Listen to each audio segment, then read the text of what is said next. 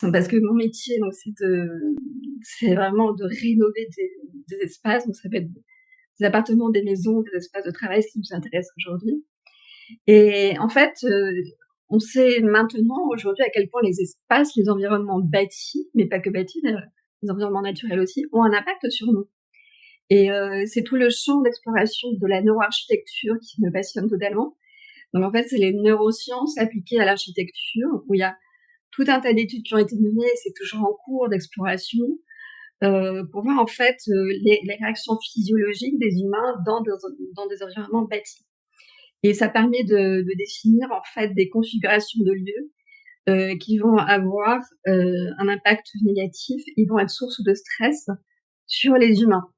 Et bon, je vous donne quelques exemples assez simples, mais ça peut être le manque de lumière naturelle, ça peut être le bruit qui est trop présent, ça peut être par exemple, des lieux de travail trop denses.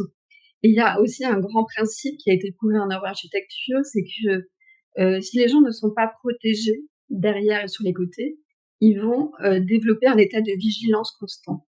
Alors pourquoi? Tout simplement parce que on n'a pas la capacité de voir ce qui se passe derrière nous. Et notre cerveau, il est là surtout pour anticiper les dangers.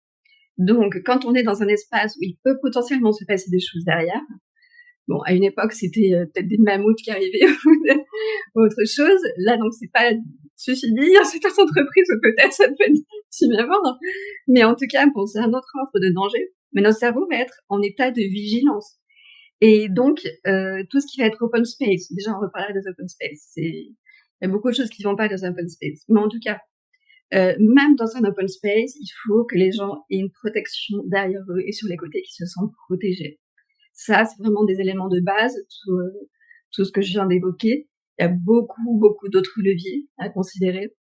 Mais en tout cas, ce qu'il faut retenir, c'est que les environnements ont un impact sur nos corps, nos sens, et du coup sur notre système nerveux et notre cerveau.